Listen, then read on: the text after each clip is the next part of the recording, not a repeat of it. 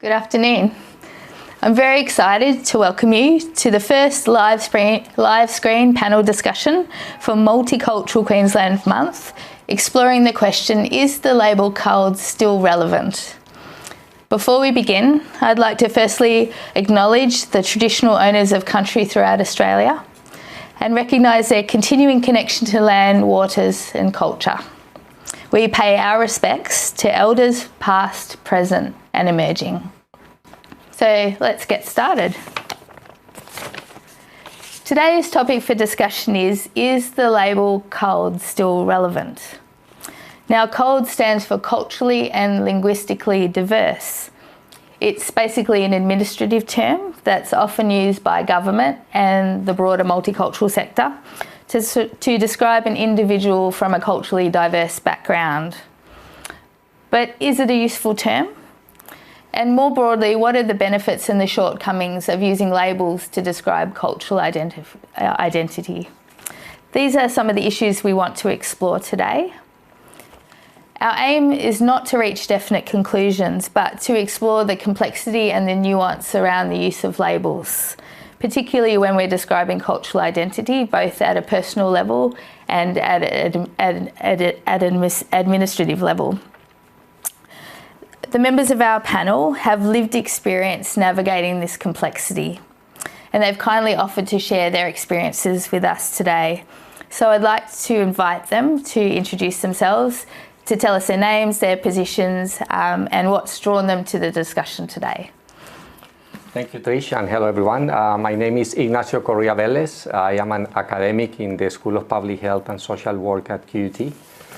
I have been working in the sector, in particular looking at the health and well-being of migrant and refugee communities for over 20 years in Australia. And that's, my main interest in this topic is my lived experience of living here in Australia since 1996.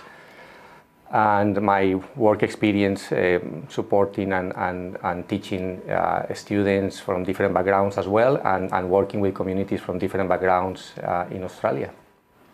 Thank you and welcome. Thank you. Hi everyone, and assalamu alaikum, inshallah bkhair. And I'm just, expressing my cultural identity straight. So my name is Faiza, and like Ignacio, I am an academic at this point in time, an academic at the University of Queensland.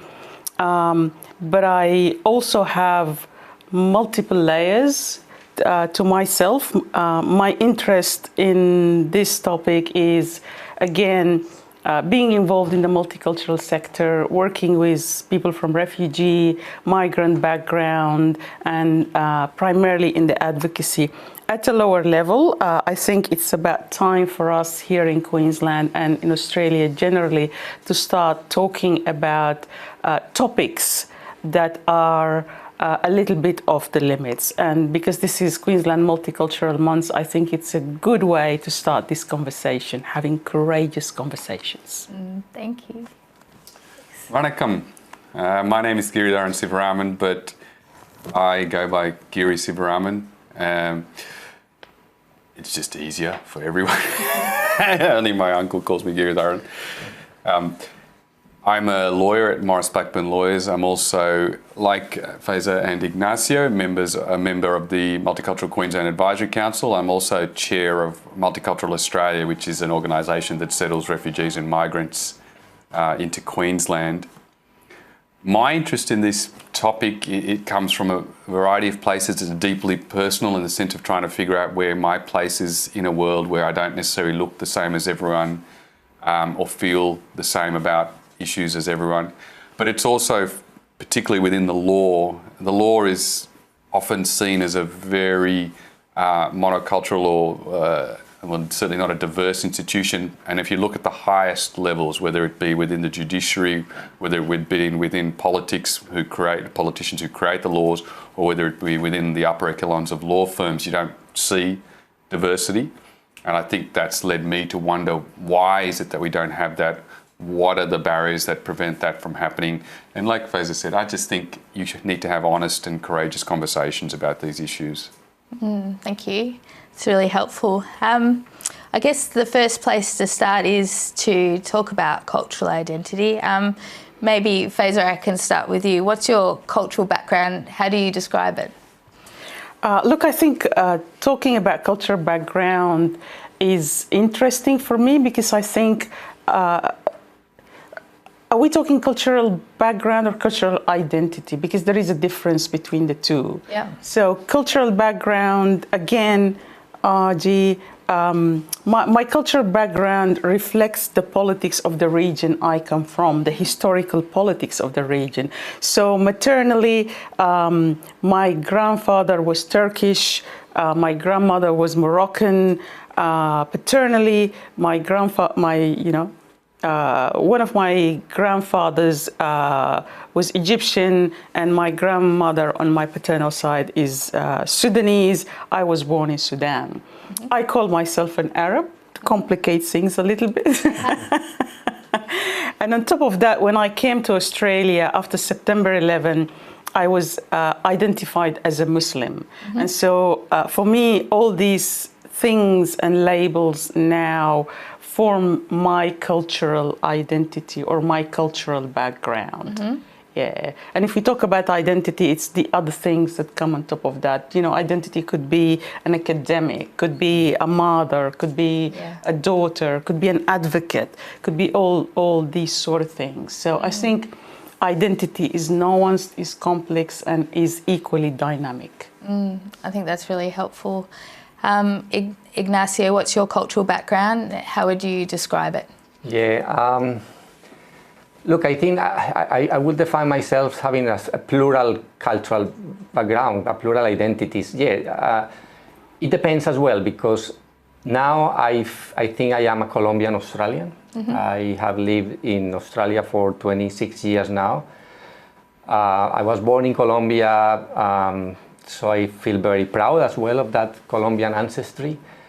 But at the same time, I don't know, sometimes I go overseas to a country that I've never been before, and I feel that I belong there as well, and that I have some identity. So I feel as well that I am a citizen of the world sometimes, that I feel that connection with people independent of where they are coming from or who they are. And the beauty of being in Australia is that your eyes open. It's just, you see so much diversity here, that then you start those connections, and then your plural identity and your cultural identity opens up from just being described as a Colombian or as Australian. No, it depends and changes, but yeah, pretty much most of the time I feel I am a proud Colombian Australian. Thank you. Giri, I'll turn to you now. Are there labels that you use or labels that you prefer not to use when describing your identity? Yeah, it was really interesting to hear what Ignacio just said about feeling like a citizen of the world, and I get that, in that my background is as such. I was born in India, I grew up in Africa, I came to Australia. My father is of Sri Lankan origin, my mum is of Indian origin, I'm brown. But if you want to be really reductive, you could say that. But if you want to think about it a little bit more broadly, I love and believe in family, collectivism, community, and that is something that's common to many cultures across the world. I am Australian, and I feel that that's something I have to admit and accept, and I'm proudly so. It might not be how someone who looks at me thinks of me. When they hear me talk, they'll probably think that I am.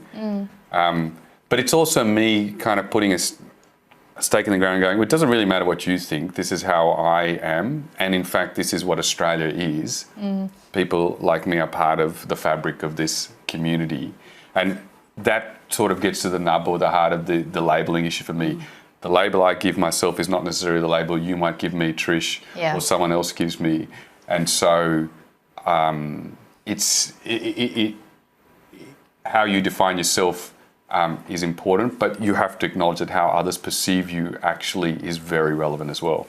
Yeah, that's really helpful. And I think we're starting to uncover or to unpack some of the complexity around labels. There are different options here to claim a country of origin label, to claim a country where you're living now label, to claim some kind of plural or hyphenated identity that comes from both of those things or from other things indeed. So there's so many options, I guess, for individuals to work through to come to a point where they're comfortable with how they describe themselves. Is there ever a context where you change the label that you use to describe yourselves?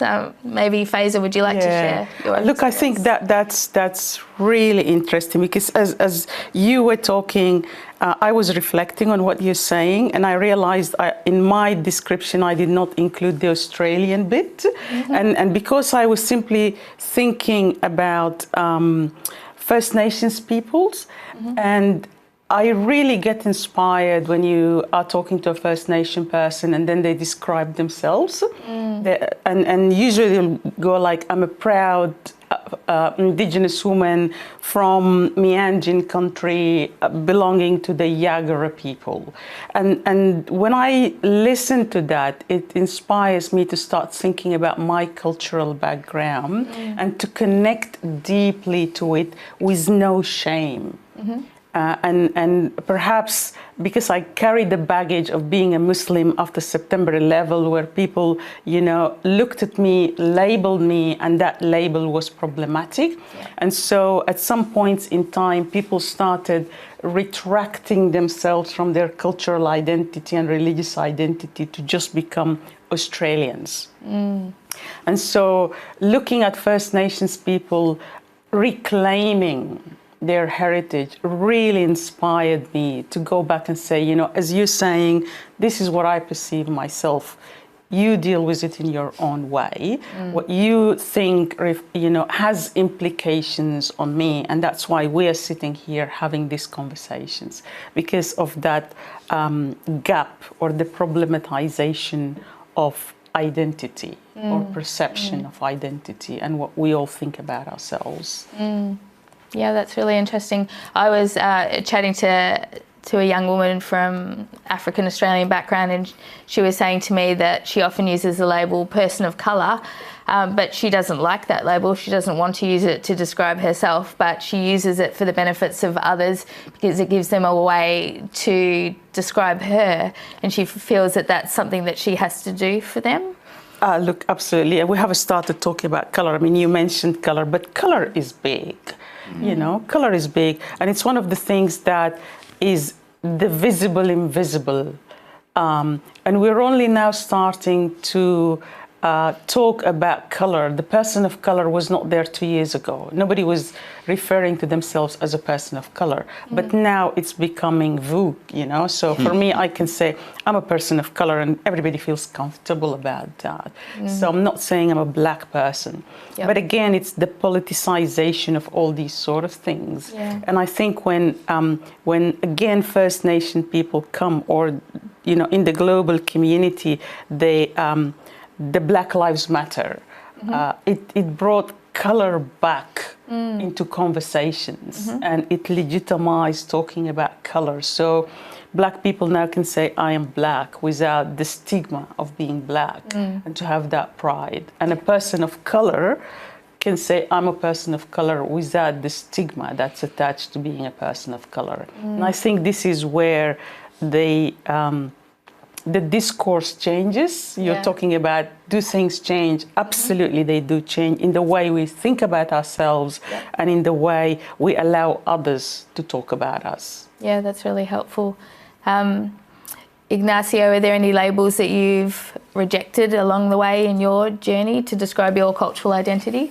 Yeah, look, I don't have any problem with labels, in the sense that as humans we use labels all the time. Any categories like agenda or professional background, or whether if you are a parent or not, it's just, I think the issue is the meaning that we ascribe to that label, and the social meaning and how it's constructed. And so I remember, and I think many of my fellow Colombians that were born in Colombia still face is the global reputation of Colombia as the drug cartel country. So that label, especially at the beginning when I came to Australia, was really difficult, because it's not necessarily when you are called Colombian. I think it's what comes next. Is that when you say, I'm from Colombia, and then the labeling starts when people start asking you, oh, did you bring drugs to this country, or did you have guns at home, or is that social construction, that reducing someone that was born in a place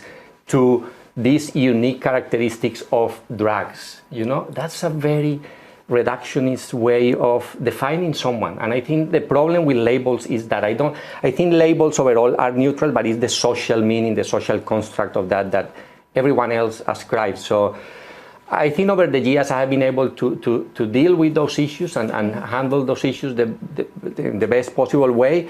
Initially, I start laughing at that, and people make that as, oh, it's a joke. But people understand that behind that label of Colombians as drug traffickers or drug lords or whatever, the social cost of that issue, that is a global issue, the issue of drugs is a global issue, the social cost paid by countries like Colombia and many countries in South America has been massive. The violence that all this industry of the drug industry creates has impacted in Colombia. So for me, it's not a joke anymore. No. And the way of doing that is then realizing and telling back to people, look, that's not a joke because of this and this and this. And I think people understand that it's not a joke anymore. Yeah, and it's interesting that reduction in that set of circumstances is a negative one. It's not a reduction. The Colombian people are warm and generous and beautiful and, many other positive characteristics. It's something negative, but maybe, I guess, it's what people latch onto if they don't have broader information about the cultural context or the country context. Yeah. Giri, do you change your labels ever?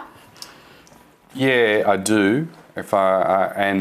But the interesting thing is, I think I change them more when I'm with my own community than I do outside of that community.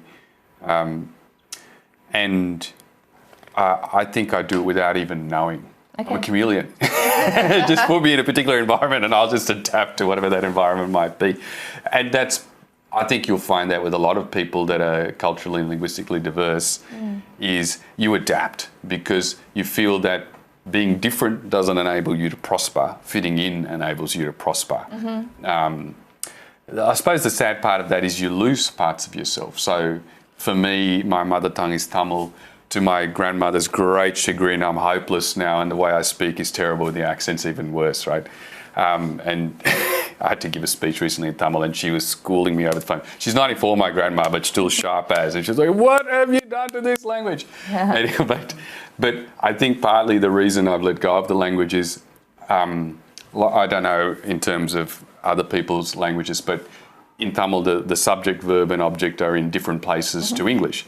And I know native Tamil speakers, when they speak English, they put their grammar in the same way as they would in Tamil, and I was acutely conscious that in law, if I did that, I thought people wouldn't think of me as good a lawyer, and I wouldn't prosper, and I had to sort of not think in Tamil, not speak in Tamil, and let that go, let that part of me go to prosper.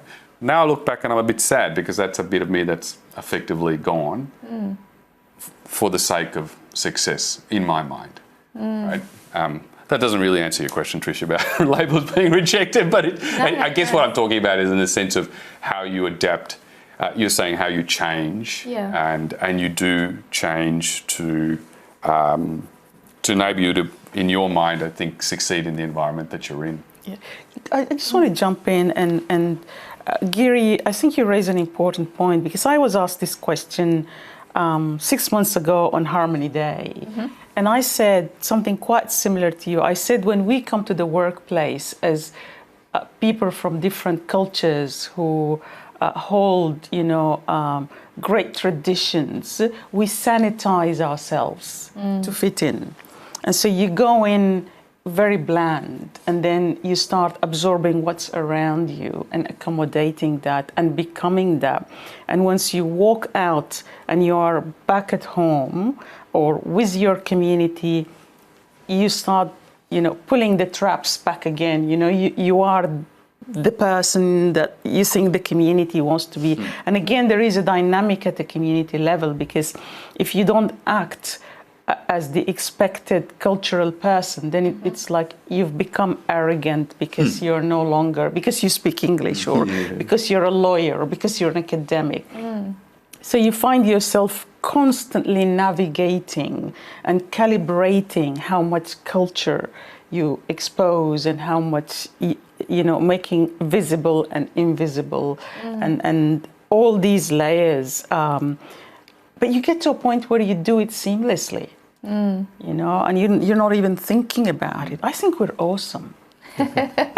Well, that's what Giri was saying as well. He's not always even conscious of these adaptations in language and framing that he's using in his day-to-day life, but he's, thinking about it now. He's actually doing that. He's kind of redefining himself to meet other people's sensitivities.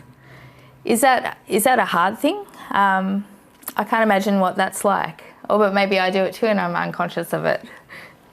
What do you think? What do you think, Ignacio? And do you experience that? Do you change yours within your own community, within the broader community? Look, but I think we all do that in a way. I don't know if it's only exclusive to us.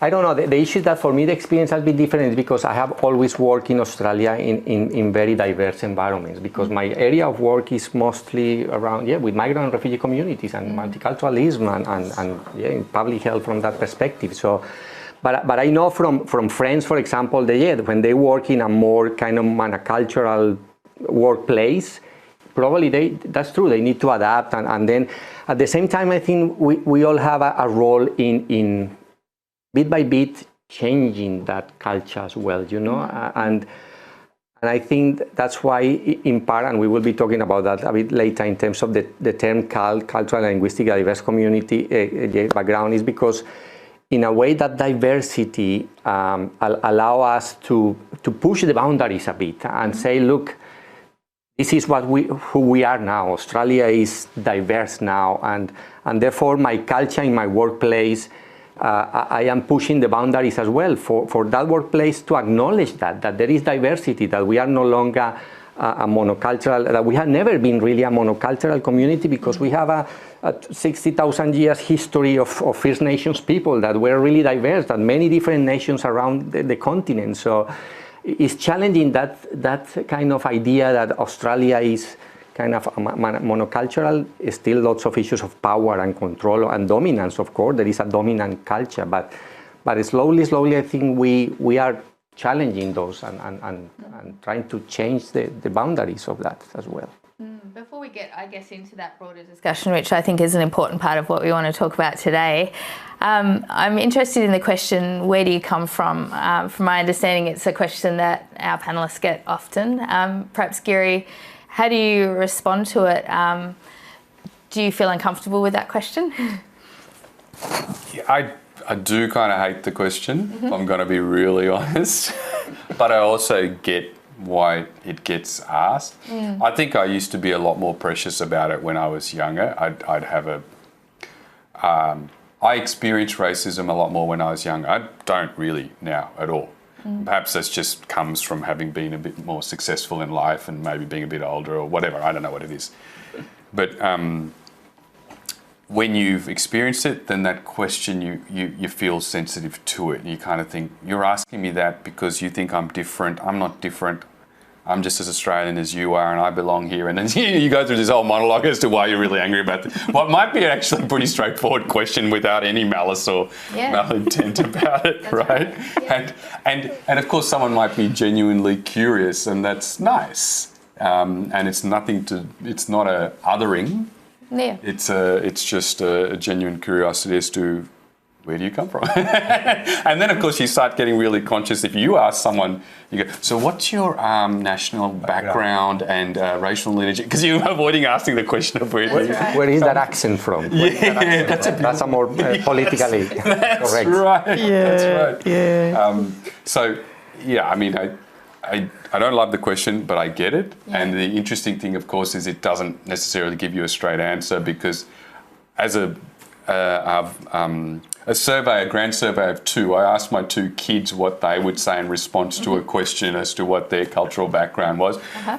they have exactly the same cultural background, right? They gave me different answers. So it just goes to show that what you think might be your background could be very different to someone else who, from another view, someone else might say, well, your backgrounds are identical. One kid said, my son said, I'm Australian, of course. And my daughter said, no, I'm half Indian, half Australian. So there you go. That was the difference. And they were born here, from my understanding? Yeah, both kids were born here. And did they get that question still?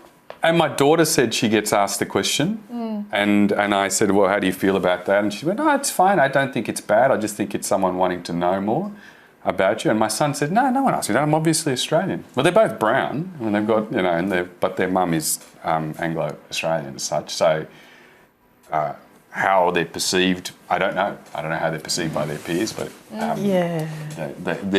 their feeling about it is quite different, which for me was a revelation, because I only asked them that in anticipation of this interview and didn't expect that they'd get different answers for different kids. So interesting, isn't it? Yeah. I think you bring something quite interesting, because with my children it's similar, my daughter. So there is a gendered aspect of cultural identity and how that question resonates. And there are studies that say that women generally in all cultures are considered the border guards of culture. So, how women dress matters. When there is an event, it's usually the women who wear the traditional gear. We look at women as the ones who pass on cultural identity and cultural knowledge onto the next generation, because they are the mothers. And so the cultural thing to me has a gendered aspect, and maybe that's problematic, because this is again another area where men can do whatever they want to do without being held accountable for the propagation of their cultural identity to the next generation and moving on. But coming back to the original question of people asking you, where are you from? I actually don't mind that, and I play a little bit cheeky with it. So it depends on who asks me. I can't imagine that at all. When someone asks me, it depends on the person and it depends on the intention. So my first response is, oh, I'm from Sunnybank. And so the person goes like, oh, and then we laugh, and the moment of tension has gone. But I am also curious. When I meet someone, I'm curious as to where you're from, and the accent and the color, the dress, something like that. So because I'm curious and genuinely curious, I don't mind someone asking me. And if they've got the space, then it becomes a really interesting conversation that can connect people together, on something about the history, about the politics, about whatever it is. There is usually a point of connection in that conversation, even if it is with someone who tells you, I'm not racist because I have a brown friend, Even that to me is quite interesting. Yeah. And I'm happy to give that person time and walk with them on that journey until they become much more familiar. And very quickly, I'll say another cheeky story. A few years ago, I think that was probably 2008 or something like that. I was here at the city over a weekend doing some training. And the city, apart from Queen Street, over the weekend, is a ghost town because it's all offices. And so I come down around 5 o'clock on a Sunday. I'm waiting for a taxi. There is nothing on the streets, and there is a pub around, close by. So a man comes out of the pub, hardly able to walk, comes straight at me, and I'm going, oops. Where should I run if that man comes to me? And I'm looking at my exit strategy very quickly. And he comes and stands near me, reeking of alcohol. And he goes, you are a Muslim. And I'm going, yes, obviously. And he goes, you are bad people. And I go, I'm not really sure about that. And I'm looking at, I was wearing high heels, so I'm going to kick my high heels. I'm going to run that way. And I'm just talking to him, and I cannot even remember what I was saying to him. Because after I stopped talking, he goes like, Oh, really? That's very interesting. You're a good Sheila. What are you doing here on a Sunday afternoon? You know it's not safe. How are you going home? And I'm waiting for a taxi. So he looks around, hails a taxi, brings the taxi, goes, opens the door for me. And as I'm, getting into the taxi, he gives me a hug and a kiss. And I sit in the taxi, and the taxi driver is looking at me like, okay, she's wearing a hijab and getting a kiss from a drunk man. He closes the door, goes in again through the window, gives me another kiss, and goes to the taxi driver, you look after her. And I'm going like, okay. So the taxi driver is probably sitting next to me, glazed eyes, thinking, oh gosh, even Muslim women are into this game. That's a wonderful story, and I'm glad the outcome was positive. Ignacio, do you have any advice for someone? I think there are many people who are genuinely worried or wondering how to navigate these kind of questions when they want to make a connection around culture. Do you have any advice for people? Yeah, look, I think it's such a personal, it depends on the personal experience as well, because when I am asked that question, I don't mind, and I say, well, do you mean originally? Yeah, I'm originally from Colombia. I have been living here in this. Yeah. I think the issue is the second question that comes after the first question. When I say I'm Colombia, then, and that comment about, that I mentioned before, drugs or whatever, so that's the issue there. But I realize as well through my working with, in particular, young people from migrant and refugee backgrounds, when they are born here, the second generation, the third generation, that are asked that question all the time, because the color of their skin, or because the surname, that happens to my children as well. So it gets to a point that the ongoing kind of questioning, then, it gets annoying for young people in particular. Yeah, So I think it's the context. We need to understand the context, and sometimes I know that people try to use that question as a point of starting the conversation. But it's realizing as well that for some people, and young people in particular, it's quite difficult to navigate because of that ongoing question. You cannot be from here because the color of your skin, or because your surname, or So the advice probably is I think it reflects the broader society.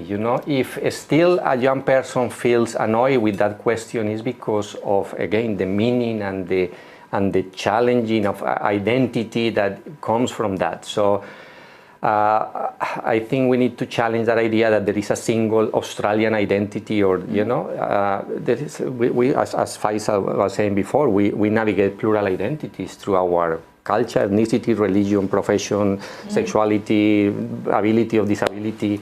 So we navigate that all the time. So it's how we can then challenge that narrative, that public discourse and narrative, in terms of, that gets to a point that you can be from here and from there, and it's okay as well. It's okay. You don't need to be from one place only. You can be from anywhere you feel. It's a very personal, identity is really personal. How you identify is up to you. Nobody else should identify you. Yeah, that's really helpful. Yeah. We've kind of talked a little bit about some of the shortcomings of labels. So when we're talking about labels, they're often generalizations. They take a very complex person or a very complex thing like culture or cultural identity, and they reduce it to a very small set of words. And when you're doing that, you're removing a lot from that context. But I'm just curious, are there any benefits of using labels, especially when we're talking about culture and cultural identity and cultural diversity? Giri, do you have any thoughts? Can they be beneficial and helpful? Yeah, labels, they can. That's just my view. And I know different people have different views, but for me, how do you acknowledge there's a problem without being able to identify it? So I started with law, politics, the public service, media. If you look at any of those areas, you do not see people that look like me or Faiza or sound like Ignacio, right? And that, to me, is a problem, and it is a reflection of a lack of diversity. So if you want to set targets for improving diversity within, and those are all very important areas, politics, law, public service and media, they have enormous influence on society as a whole. And unless you have some label, you can't set targets, you can't measure the success, you can't measure whether there is participation of a wider demographic and society. So I accept that labels have their shortcomings. They can be reductive, as you said, Trish, and I think Ignacio said the same thing. And they might not be accurate. Look at my kids having different labels. But nonetheless, they have to be given some meaning, and also they can serve a particular purpose. Because otherwise, if you take the opposite approach would be just a completely neoliberal sort of deconstructive view where you go, well, you know, there is no difference, there is no colour, we're all the same. Well, that's complete rubbish. I mean, race might be a social construct, but we feel it, and the way in which others perceive us affects the way in which they treat us. That is our lived experience, as you've just heard. And so nobody should deny my or Faiza or Ignacio's lived experience. It is what it is. It is what we have felt. The slurs that we've had on us were real and cut us deep, and we felt that. So the experience is real enough in the way in which we're treated, and for that reason I think the label does have value. Faiza, is there a sense of power or agency that comes from being able to decide on a label, to claim a label, to proclaim a particular label? Look, absolutely. And as we started this conversation by talking about a person of color, and so reclaiming that, and the Black Lives Matter. So sometimes when a certain label is politicized, then people reclaim it back by using it and taking the shame that surrounds it. And I think we're doing this across multiple areas. For example, domestic violence. I just came from a panel on domestic violence where we have flipped it back on its head. And it's now okay to talk about, I'm a victim, I'm a survivor of domestic violence. I'm not, just in case people are thinking, but women are now coming out and saying, I'm a survivor of domestic violence. And so you use a label that had shame around it, and you use it with that pride and power to take the shame out of it. And if I come back to the culturally and linguistically diverse, I understand conceptually the need for us to collect data so that we can do the things that that Giri is talking about. Absolutely, we have to think about diversity, inclusion, representation, all these sort of things. But I also ask a question of, when we give a particular group of people a label and then we politicize it, what's the intention of that label, as you were saying? And how is that label then interpreted in the community and used or weaponized by the community? So, for example, the CALD label now is a reductive one. So the minute you say this is a CALD person, it means that person is in need of assistance, is reliant on government. And it also, that label, culturally and linguistically diverse, has the bottom line or the center. It centers, what does it center? It centers the English language. It centers the majority culture, which is the British-Irish culture. And everyone else is then nested around that, which is equally problematic because it reinforces what we're saying about who's in the positions of power, who's making decisions on behalf of us. I think there is an opportunity for us to use labels in a positive way.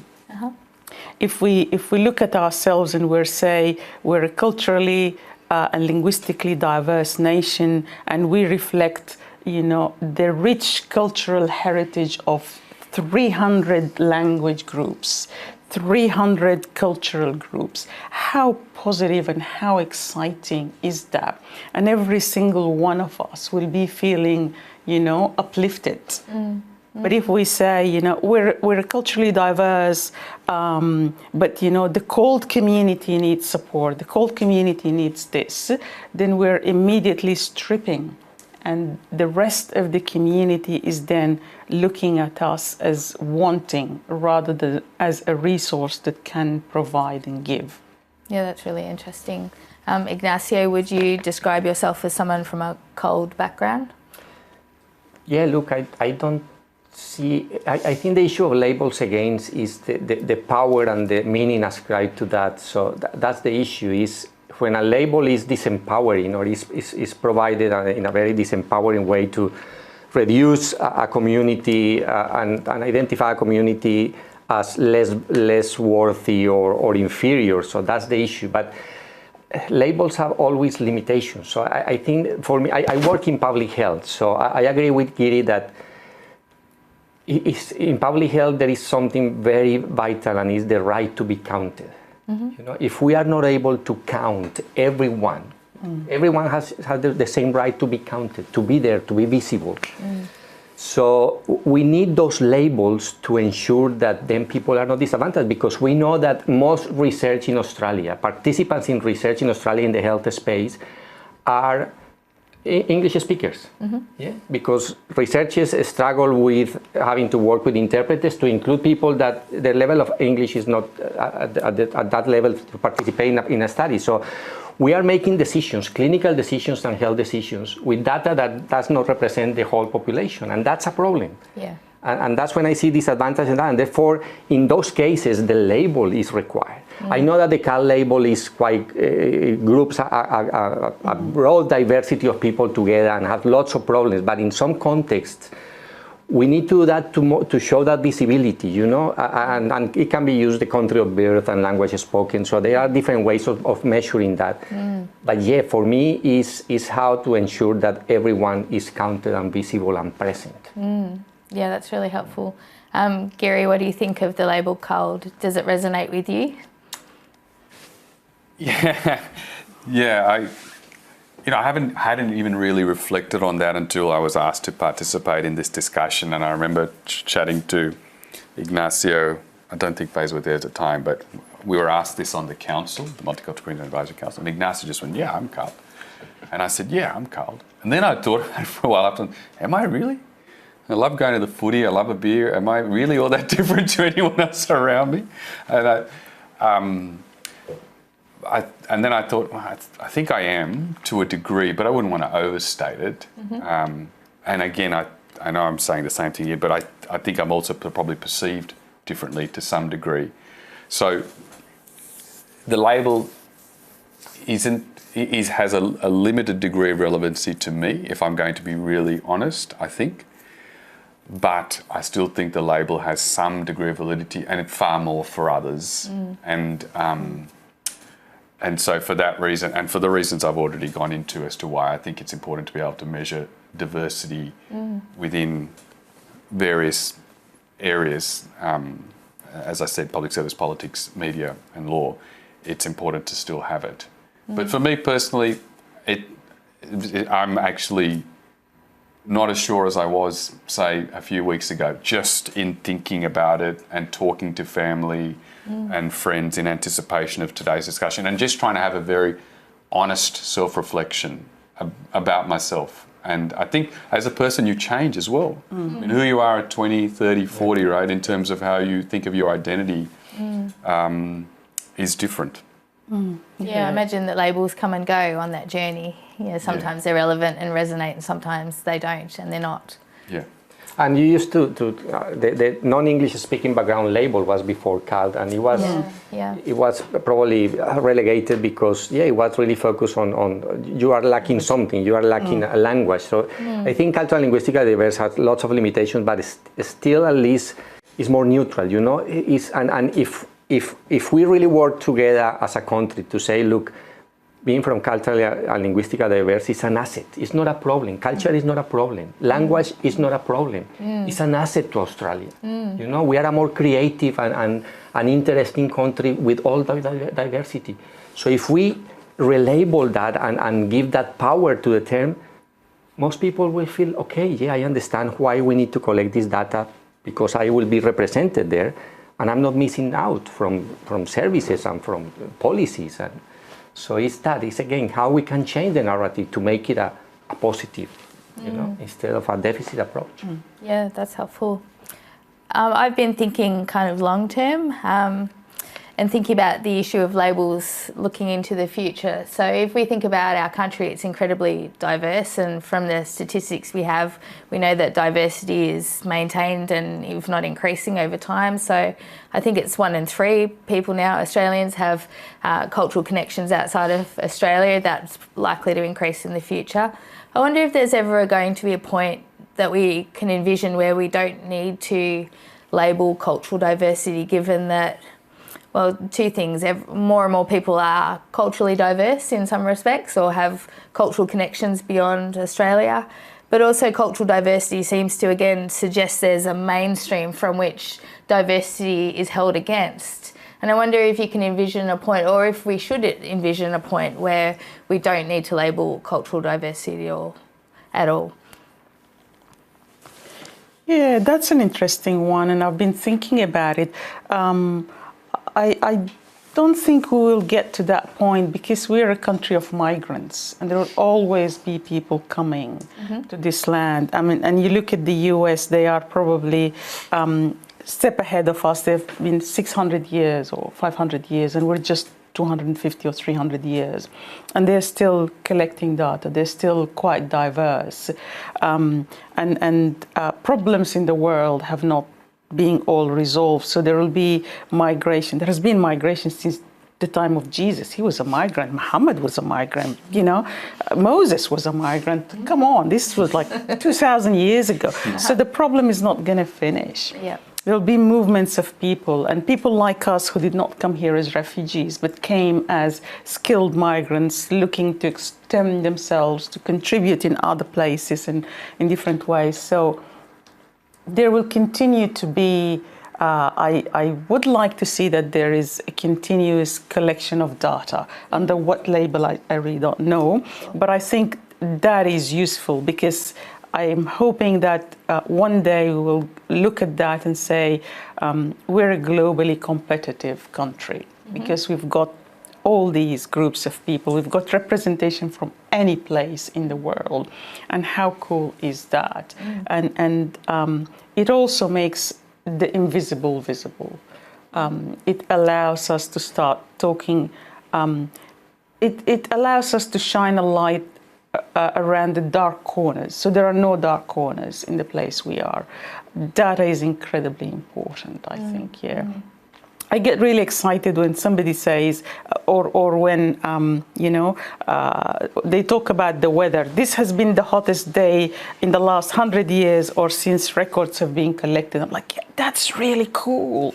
You know, if records continue to be collected for thousands of years, and we can go back, and then people will discover, like my great-great-great-grandchildren will discover that, yeah, we started here because, you know, our crazy auntie was in this country or something like that. That is cool, I think. Absolutely. We have some questions from our audience, which I'm going to have a look at now. The first question is, if we must have a label, what would you advocate to replace CALD? Hot? Yes. She's not talking about how we look. She's talking about Yeah, it's basically how we look. And maybe if we can't find the label today, I mean, are there elements of the label that we think that are essential to capture if we're using administrative labels? Maybe that's a helpful starting point. Ignacio, maybe what do you think? I have thought, because of my work, I have thought a lot about that issue. What is the best label? And language is always a limitation. Language limits our thinking, but it's there. It's the way how we communicate. So I haven't come up with a better term. I think it's much better than non-English speaking background. But again, is what is the purpose of that? And sometimes we need those labels to make sure that people are counted and receive what they deserve. But yeah, no, I'm still reading and open to be convinced that there is a better way of doing this. I wanted to emphasize is that in the long term, just going back a little bit to the question, because I think it's related to this, is that, I don't see that we can get rid of labels. I don't know. That's my thinking. But what we can get rid of is that sense of a single identity and how people need to define it with a specific way because that's how society wants you. So what I want to see in the future is that we are living in a community where everyone is proud of their identity, not only cultural identity, but sexual identity and many different identities, because it's who you are. It doesn't matter. I mean, who cares? It's who you identify, how you identify, you know? And it's that we move from that discussion about what is being Australian, what is the Australian identity, and we move more to what are the things that make us all here in this country belong to this place. Yeah. And I think that is something that we can achieve, that issue of belonging. And you achieve that when everyone's identity is respected and valued. And you feel, wow, yeah, I am welcome here. I can be myself. And that's what we need to achieve in the long term. Labels will still be around, but that's gonna make a big difference. That's the long-term objective, perhaps. Yes, Yeah. or as a nation, yes, of course. I think for me, an important point when we're talking about labels is how politicians use the labels and sometimes weaponize those labels. And I think with, if you start looking at the discourse, the public discourse that has been weaponized, being a refugee is a queue jumper, being a Muslim is a terrorist, being a Chinese is bringing disease, or an Indian is doing something like that.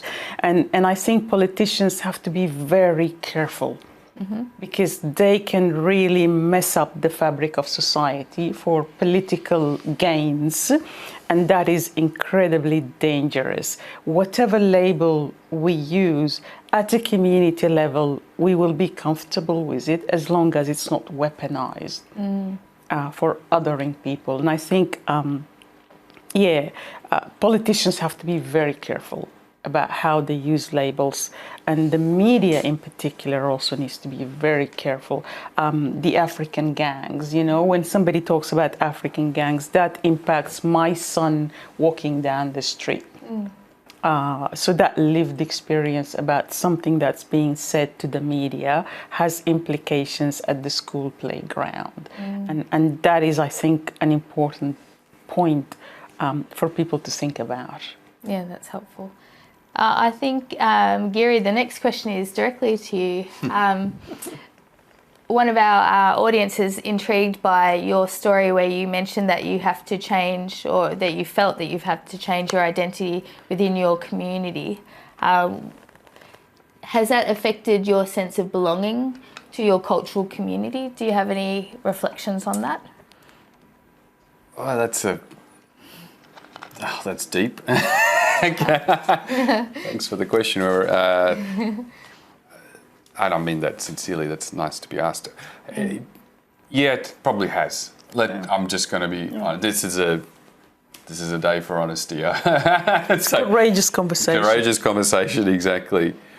I think it has, because if you suddenly realise, if you have that moment of clarity where you think you know, actually I'm adapting to fit in with what others might think is my natural community or background, then you realise how much you've changed. And I think this is where it actually becomes really, really pronounced and not sad, but it's confronting. When you look at your own prejudices and you suddenly realise that some of your prejudices are actually about people like you. That is, for example, in my case, it might be a prejudice about someone, a recent migrant from India, and I might have. I'm not going to suddenly cut down my own people, but then I might think, oh well, because you're a recent migrant from India, you're going to do this. And as soon as you realise that you've got your, because before you can talk about anyone else's prejudices, you have to confront your own. Yes. And once, and then the most confronting thing is when you realise you're prejudiced against people that look just like you, have come from a different background from you, but they just might have done it 20 or 30 years after you did. And that is a significant moment where you, in terms of the question that got asked, that I think that's a big challenge and it's a bit confronting, but it's necessary. If you're going to be honest about your interactions with your own community, you have to identify your own prejudices about your community as well. If I may, I'd just jump on this one. I think, Giri, that's a really interesting way of looking at it. And I've got two points about it. And I think for me personally, I do have to adapt in my own community. And that is because in my work, I deal with different communities, and I have friends across multiple communities, and I think there is an exchange of I don't know. It's a cultural exchange that happens between people. If you've got a Pakistani friend for the last 30 years, definitely you'll start having similarities with them, and so you move away. Not necessarily move away, but you become different. Like when I go back to my country, I see that my behavior has become different. The way I interpret things is different. And to people who have lived in a monoculture where things are done in a certain way, even the way you cook is in a certain way, the spices you use are, you can't use this with that, that's not possible. But now I use everything with everything else. And yes, it's a bit like cooking. It becomes a fusion, and that changes. But when you go and visit people who have stayed within the community because of language barriers, because of access, because all these sort of things, and they have maintained to an 80% or something like that, to a large extent, those cultural norms, you find that you're different. And for me, that is probably part of that. But the other point is your own prejudice. I think that's absolutely important. Sometimes when I'm driving, I go, the Arab people, blah, blah, blah. And my son tells me I am racist. And I go like, what color is this? How can I be racist? And he goes, Mom. But yes, our own prejudice is about our own people. And it's probably because we want to sanitize so that we're not labeled with the same labels that are related to the people who make the things that we see and cringe as part of their journey of acculturation. I am mindful of the time, and unfortunately we're just getting started on this incredibly complex conversation. Before I wrap up, Ignacio, how do we move the conversation forward? How do we continue it? What should we do in 1 minute or less? 1 minute or less. That's right. Well, I think having these conversations is important. I think reflecting, talking about that, is reflecting that we all label people. We all reduce people to one category, and how we can really challenge that disempowerment and that sense of rejection as well, and exclusion and othering. So I think it's, in my teaching, I talk a lot about anti-bias, for example, and I think we need to start it ourselves, looking at ourselves as well. In the sector that I work, is very common to hear this concept of but we were the good refugees, or the genuine refugees, or we were the good migrants, the recent ones. So we keep doing the same, and we are, it's impacting on ourselves as well. So we need to reflect on the things that we can do ourselves. So I think that's probably my message. That's cool. Well, it's been an incredibly helpful conversation. I feel that we've only just started to touch on some of the issues. There's a lot here to explore, both at a personal level, at a cultural community level, at an administrative level as well. I hope it will be the start of many conversations in your groups, in your circles, in our nation. I think this is great. I think this helps us to move forward on our journey as we take advantage of the incredible diversity that we have here in our country, and all the strengths that brings to our nation. I'd like to thank our panellists who've been very brave and very honest in their journeys. Thank you for your thoughts and your insights today. You will have access to this live event through the link that you clicked on today. So if you'd like to watch it again, or if there are others who you think would benefit from it, please feel free to pass on that link. It'll be available on demand. We value your feedback, and we'd encourage you to do a survey about the event. There is a QR code on the final slide which you can scan, and that will take you to the survey. I'd like to thank you all for listening. I'd like to thank our panellists and to wish you a great Multicultural Queensland month. Thank you. Thank you, Trish. Thanks, Trish. Thank you.